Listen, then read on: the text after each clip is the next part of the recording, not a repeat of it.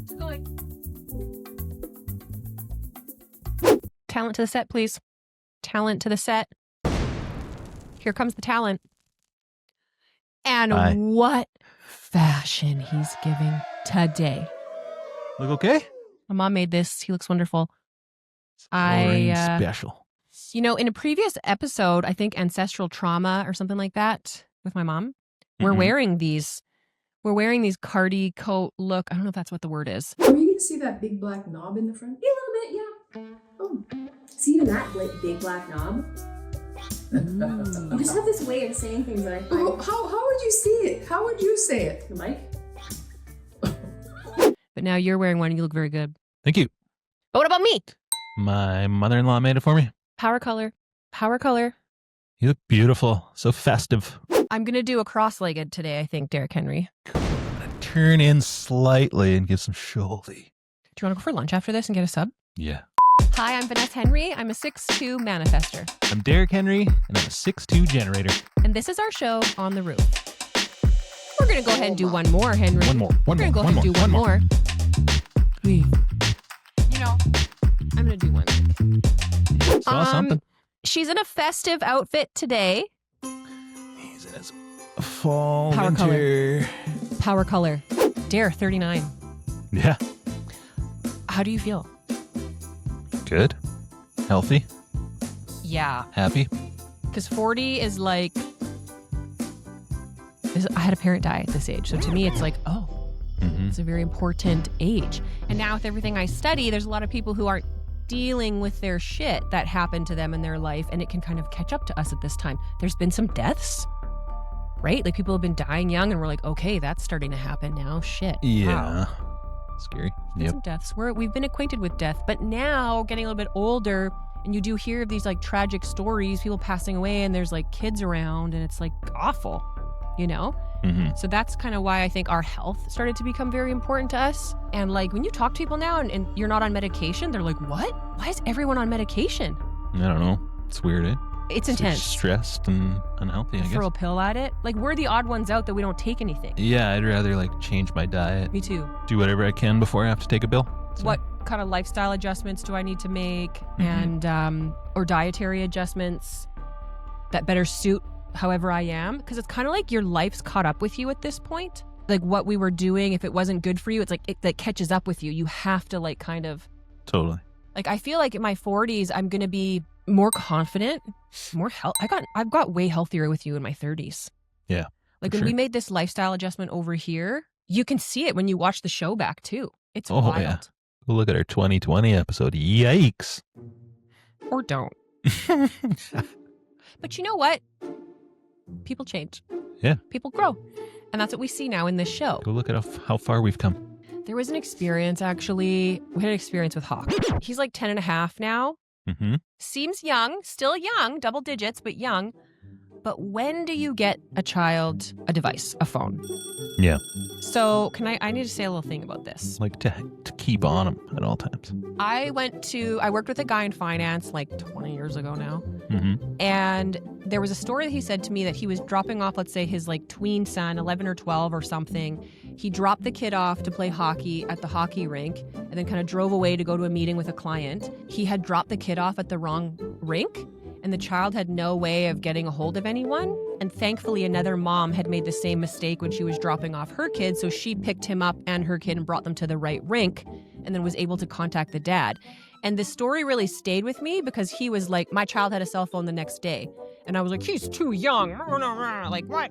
Because just, you know, of what I was told and when I was young. But the world has changed now. Oh, yeah. And now we've had the experience where Hawksley went to musical theater. Derek dropped him off. Other kids are there. The teacher never shows up. And he doesn't have a way of like getting a hold of anybody. So what he did, he somehow got a phone. Yeah, somehow knew your phone number. Yeah. So had he phoned me and I wouldn't have recognized the number, I wouldn't have answered it. The phone rings and I'm like... Well, yeah, that kind of happened to me. Like I dropped him off. I'm like, hey, I got to go get some whatever. I got to go to the pharmacy to get some, not for pills though. Because we aren't on those yet. Don't say yet. Don't say yet. Well, hopefully we reach an age where we need Why? Why hopefully we reach an age where we need a pill? No. Anyway, Not the point of the convo. we're going to cut that out. Hawksley, dropping him off. Yeah. Phone number. I went and got shampoo and conditioner. I was standing in the aisle. My phone rang, and it was from a local number, thankfully, because any other number I let go to voicemail. So I'm like, local, it's got to be like a teacher, kid's parent, friend's parent, something like that. So I'm like, okay, I'll answer it. And it was Hawksley. He somehow, I guess there was a parent that was there with their child at musical theater, thankfully. So he borrowed their phone, and yeah, he knew my number, called me. It's like, Dad, something weird happening at theater today. There's no teacher here. I'm like, how many kids are there? He's like, all of us. I'm like, oh, that's bizarre. I'm like, okay, I'm just at the store. I'll head right back and try and figure out what's going on for you. And then I got a call 2 minutes later. He's like, okay, my teacher just showed up. Everything's fine. Okay. So that's where we are now. Mm-hmm. The world has changed. He does seem young, but thank goodness he called you and happened to know your number, because when we left the prairies, I did change my phone number and I inherited a number with this area code that was someone else's. So I often receive, like, nobody has my phone number. If a local number would call me, I'm assuming it's somebody trying to sell me a car, or because that's the type of calls I get. So I sincerely don't answer. And I'm not a responder. Leave me a voicemail if it's important. I'll get back to it when I'm ready, and I'll call you, kind of thing. And if they don't leave a voicemail, it's not important, and I don't care about that. I literally don't answer my phone. I don't use it for that. Mm-hmm. So if it was my son's phone number calling me, of course I would answer. Yeah. So in this situation, thank goodness he phoned you and somehow knew your phone number. Yeah. I think he knows yours too. I don't know how. That's amazing. There's no landline anywhere for him to go use. There's no payphone to go. And even though there's this part of me that's like, he needs to be 14, 15, 16 before he can have this emergency device in these situations. Also, it's not the same world anymore. He's already needed it. I felt sick over that. Yeah. And I think it's for my peace of mind. For sure.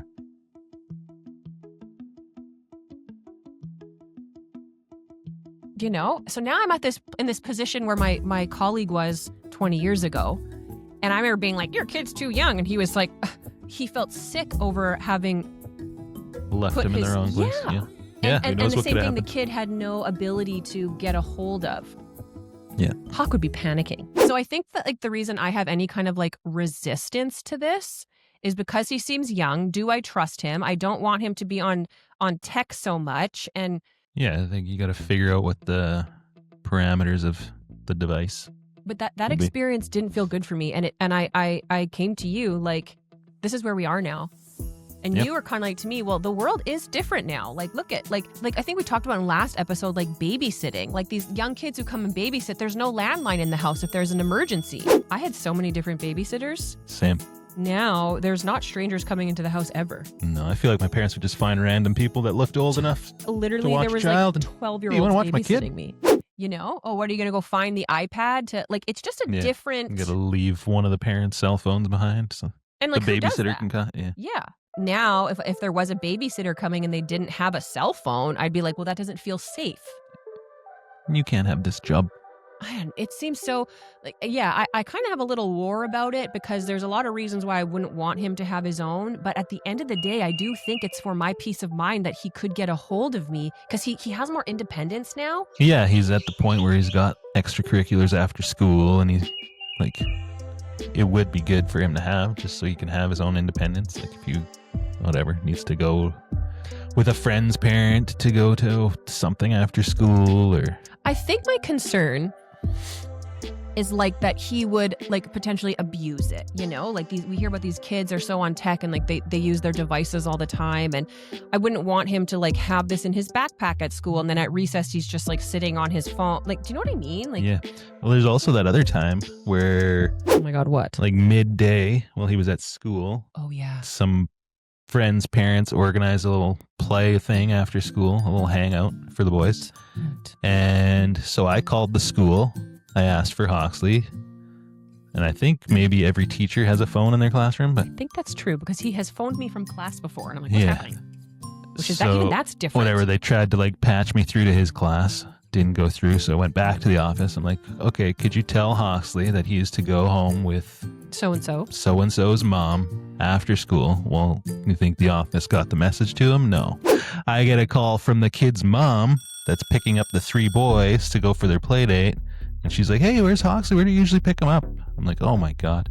She's like, okay, I'll go look for him. Sure enough, he's waiting there for me. Was he like panicked? Of course. He had no idea that he was supposed to go with He feels these kids. abandoned. Yeah. He thinks dad just didn't show up for him. This random lady, I don't think he had met her yet, is there to pick him up. So he calls me from her phone just to confirm it all. It was a mess. He could probably Okay, so use that's where we are now. The world has changed. How old were you when you had your first cell phone? I mean, 16, 18, I don't know. But Remember- cell phones were just coming out. Like, I remember being on the When I was bus in when I high got my school, first it text. was the first flip phone. And I had a Nokia, and I had all these fun phone cases, and I would switch it out, my phone cases out, depending on my mood. It was so fun. And I felt like, but at 14, I was working at the hotel. Mhm. And I would work wing night till 2 a.m. First of all, why am I doing that? I'm way too young to be doing that. But then I would walk home at night. You know what I mean? Or whoever I was working with would give me a ride home. And it was a small town. Mhm. But like being out that late working, if you're working, Yeah. he's like, so I guess in my world, I'm like, he's too young. He's not working yet. He doesn't need it. But just the way the world has changed, he does go out and do things. And it's like, yeah, I just feel like we need to reevaluate it. And I think for my comfort level, we need to it would just give me peace of mind, I think. Yeah. And yes, it's possible that he is too young for it. Yeah. He has devices at home. It's really like a data plan. Like, I'm not Yeah. buying him his own phone. He will No. use one of our old ones. Yeah. Yeah. And he's just got to be there's got to be rules on apps he can have and can't have, and no social media yet.